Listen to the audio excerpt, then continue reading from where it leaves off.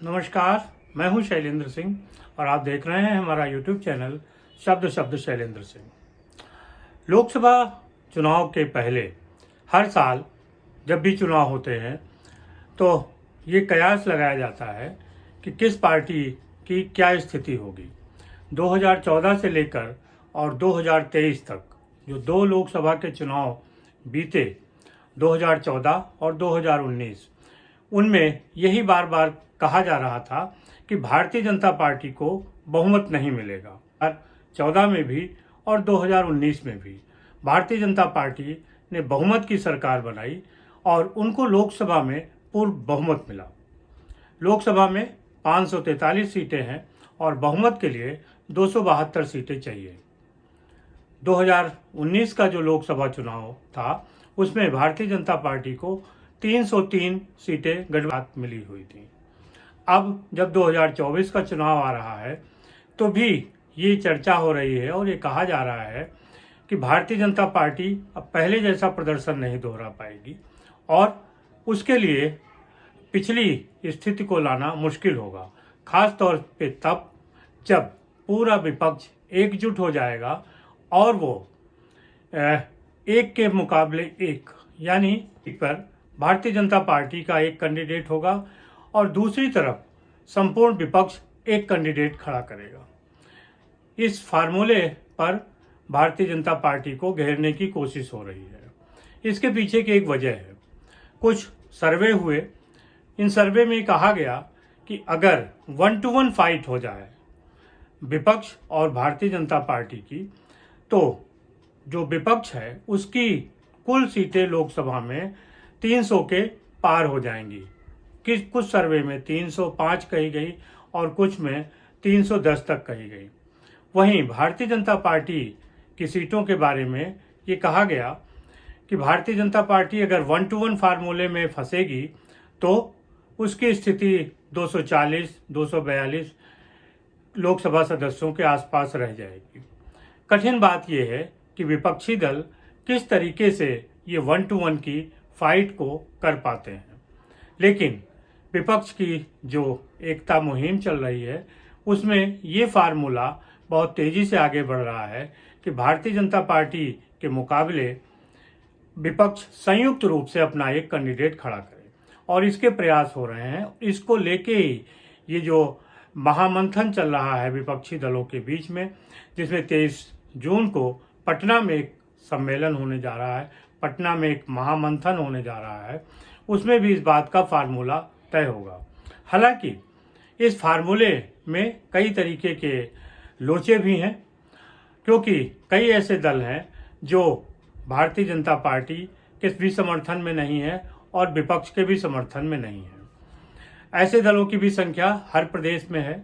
दूसरी बात, जो भारतीय जनता पार्टी के खिलाफ हैं उनमें आपस में भी एक टसन है और वो टसन कैसे दूर हो पाएगी ये देखने वाली बात है। भारतीय जनता पार्टी के लिए सिर्फ विपक्षी दलों की ही चिंताजनक बात नहीं है। असल में 2014 से लेकर और 2023 तक जब हम इस बारे में बात कर रहे हैं तो एक तरीके से पूरी पार्टी पर शाह और मोदी या मोदी और शाह का एक प्रभाव रहा है। उनके चलते या उनके इस प्रभाव के चलते तमाम भारतीय जनता पार्टी के नेता अंदर ही अंदर नाखुश हैं। उनको लगता है कि उनको अवसर नहीं दिए गए या जिस तरीके से उन पे नकेल कसी गई वो उचित नहीं है। लिहाजा भारतीय जनता पार्टी के भी ऐसे नेता हैं जो ये चाहते हैं कि 2024 का जो लोकसभा चुनाव हो उसमें सीटें इतनी ना आए कि पूर्ण बहुमत हो जाए और ये जोड़ी दोबारा से पार्टी पर सरकार चलाए। लिहाजा कई भारतीय जनता पार्टी के ऐसे नेता हैं जिनके नाम लिए जा रहे हैं कि अगर पूर्ण बहुमत की सरकार नहीं बनी तो ये लोग अपने बल पर दूसरी पार्टियों को लाएंगे और जो सरकार बनाने में मदद करेंगे। हालांकि भारतीय जनता पार्टी वर्तमान समय में इस बात को समझती है और यही वजह है कि उसने जो राजग यानी एनडीए के जो तमाम घटक दल हैं उनके साथ बातचीत करना शुरू कर दिया है और अब वो चाहते हैं कि 2024 का जो लोकसभा चुनाव हो उसमें वो एनडीए की ताकत के साथ चुनाव मैदान में उतरें, यानी वो भी समझौते और गठबंधन करने के लिए आगे बढ़ रहे हैं। पार्टी की दिक्कत है, वो सबसे बड़ी दिक्कत बिहार में है, जहां 2019 में भारतीय जनता पार्टी को 40 में से 39 सीटें मिली थी। उस समय नीतीश कुमार उनके साथ थे, लेकिन आज नीतीश कुमार उनके खिलाफ हैं। लिहाजा ये कहा जा रहा है कि भारतीय जनता पार्टी को पिछला जो प्रदर्शन है उसको दोहरा पाना संभव नहीं है। इसी तरीके से महाराष्ट्र में 2019 में शिवसेना साथ थी भारतीय जनता पार्टी के, लिहाजा वहाँ भी भारतीय जनता पार्टी ने मैक्सिमम सीटें जीती। इस बार शिवसेना भारतीय जनता पार्टी से अलग है, लिहाजा भारतीय जनता पार्टी को खामियाजा भुगतना पड़ सकता है। उत्तर प्रदेश में पिछली बार 65 सीटें थीं, इस बार इन सीटों को बढ़ाने की उम्मीद है और भारतीय जनता पार्टी ये दावा कर रही है कि वो 80 में से 80 सीटें जीतेगी। तो बिहार, उत्तर प्रदेश और महाराष्ट्र, अगर यहाँ पे भारतीय जनता पार्टी अपना पुराना प्रदर्शन दोहरा ले जाती है तो उसके लिए पुरानी सीटें, पुराना जो बहुमत है वो हासिल करना आसान होगा। लेकिन अगर यहाँ प्रदर्शन अच्छा नहीं रहा तो ये भारतीय जनता पार्टी के लिए खतरे की घंटी होगी, क्योंकि अभी 4 राज्यों के जो विधानसभा चुनाव हैं उनमें छत्तीसगढ़, मध्य प्रदेश, राजस्थान और तेलंगाना, इनमें से छत्तीसगढ़, राजस्थान और मध्य प्रदेश, यहाँ पे भारतीय जनता पार्टी ने लोकसभा में सबसे ज़्यादा सीटें जीती थी। इस बार ये उम्मीद की जा रही है कि यहाँ भी भारतीय जनता पार्टी को नुकसान होगा, क्योंकि कांग्रेस आगे आ रही है और यहाँ कांग्रेस से ही भारतीय जनता पार्टी का मुकाबला है। लिहाजा भारतीय जनता पार्टी के लिए हिंदी बेल्ट में पुराना प्रदर्शन दोहराना सबसे बड़ी चुनौती है और यहाँ अगर ये प्रदर्शन दोहराने में चूक होती है तो उसका परिणाम बहुमत पे पड़ेगा। भारतीय जनता पार्टी के कुछ नेता ये मानते हैं कि जैसा प्रदर्शन 2019 में रहा है वैसा 2024 में दोहराना संभव नहीं है। लेकिन जो टीम है भारतीय जनता पार्टी की, शाह और मोदी का जो नेतृत्व है, वो एक तरीके से अपने आत्मविश्वास पे है और उसे ये पूरी उम्मीद है कि जो प्रदर्शन हमने पिछली बार दोहराया था उससे अधिक संख्या में हम सांसद बना के इस बार लाएंगे। जो विपक्ष है उसका चुनावी मुद्दा सिर्फ एक है कि मोदी हटाओ, लेकिन भारतीय जनता पार्टी और प्रधानमंत्री मोदी का जो एजेंडा है वो काफ़ी अलग है। राम मंदिर, धारा 370 और common civil code. Bharatiya Janata party जिन 3 बातों को लेके अपने स्थापना काल से आगे बढ़ रही थी, इन 10 सालों में इन तीनों पर ही काम हुआ है। धारा 370 और राम मंदिर, ये पूरी तौर से इन पे काम हो गया, लेकिन समान नागरिक संहिता यानी कॉमन सिविल कोड पे काम चल रहा है। हो सकता है कि 2024 के पहले पहले ये प्रोग्राम भी ख़त्म हो जाए। तो भारतीय जनता पार्टी ने अपना जो एजेंडा तय किया था उसे मोदी ने पूरा किया। मोदी के जो कार्यकाल है उसमें भारतीय जनता पार्टी के 3 जो महत्वपूर्ण बिंदु थे वो पूरे हुए।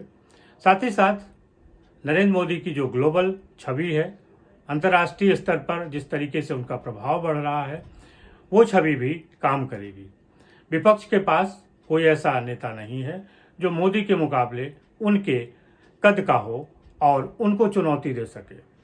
भारतीय जनता पार्टी के पास एक संगठन है, विचारधारा है, मोदी जैसा नेतृत्व है और तमाम समर्पित कार्यकर्ता हैं। संभव है कि कुछ कार्यकर्ता या नेता नाराज हों, लेकिन हर पार्टी में ऐसे लोग हैं और भारतीय जनता पार्टी को ये पता है कि किस तरीके से इन स्थितियों को निपटा जाता है। अब 2024 का चुनाव भले ही 7 या 8 महीने दूर हो, कुछ लोग ये कह रहे हैं कि दिसंबर में भी हो सकते हैं, लेकिन आप 10 से 12 महीने मान सकते हैं कि ये चुनाव दूर है। लेकिन ऐसा लग रहा है जिस तरीके से घेराबंदी हो रही है दोनों ही तरफ से, उसको देख के ऐसा लग रहा है कि बस चुनाव आ जाने वाले हैं, या कल आने वाले हैं। जनता भी बराबर चुनावी चर्चा में हिस्सा ले रही है, वो भी तमाम तरीके के आकलन कर रही है और ये देख रही है कि क्या जो बातें विपक्ष कह रहा है उस पर वो वोट करेगी या जो सत्ता पक्ष कह रहा है उस पर वोट करेगी। ये जनता जनार्दन है और इसे अपने वोट पर, अपनी ताकत पे भरोसा है। उसे पता है कि उसे किन मुद्दों पे वोट करना है। अब ये देखने वाली बात है कि उसकी पसंद विपक्ष की तरफ जाती है या सत्ता पक्ष की तरफ। लेकिन जितने भी चुनावी सर्वे हैं वो यही कह रहे हैं कि अभी जो सत्ता पक्ष का पलड़ा है वो भारी है और विपक्ष सिर्फ एक गठबंधन की तलाश में है। उस गठबंधन में भी बहुत सारे पेंच हैं। ये पेंच कितने टाइट हो जाएंगे और कितने हल हो जाएंगे, ये देखने वाली बात है। कई बैठकें अभी आगे चलेंगी और इस दौर में कुछ नई चीज़ें भी आएंगी। तमाम दल ऐसे हैं जो लोकसभा चुनाव में मोदी को हराने के नाम पर एक हैं, लेकिन उनमें आपसी द्वंद्व भी है। इनमें आम आदमी पार्टी, ममता बनर्जी, नीतीश कुमार जैसे तमाम नाम हैं जो कभी गैर कांग्रेस के नाम पर अपनी राजनीति करते रहे हैं। ये अब कांग्रेस के साथ कैसे आगे बढ़ेंगे ये देखने वाली बात है और कांग्रेस या विपक्ष तभी ताकतवर होगा जब वो 300 से ऊपर की सीटें जीतने की स्थिति में हो। अगर वो बहुमत का जो जादुई आंकड़ा है 272 उस तक नहीं पहुंच पाता है तो निश्चित तौर पे फिर विपक्ष सरकार बनाने में दूर रह जाएगा और भारतीय जनता पार्टी तमाम प्रयासों के साथ इस तरफ अग्रसर है कि वो इस चुनाव को जीतें, क्योंकि भारतीय जनता पार्टी के लिए इस चुनाव को जीतना बहुत ही आवश्यक है, खास तौर से नरेंद्र मोदी के लिए, क्योंकि फिर वो एक 15 साल के मुख्यमंत्री हो जाएंगे जो इतिहास में दर्ज होगा और उनके काम जिस तरीके से किए हैं वो भी इतिहास में दर्ज होंगे। नरेंद्र मोदी जिस छवि से अपना काम कर रहे हैं, जिस मेहनत से अपना काम कर रहे हैं, उसको देखते हुए अभी विपक्ष की चुनौती कोई बहुत बड़ी चुनौती नहीं लग रही है। लेकिन अगर फार्मूला 1 to 1 का हो गया तो भारतीय जनता पार्टी के लिए कठिन होगा। इसीलिए भारतीय जनता पार्टी अपने पुराने सहयोगियों को एक बार फिर से टटोल रही है और उनके साथ चुनाव मैदान में नए समीकरण के साथ उतरना चाहती है। शुक्रिया, धन्यवाद।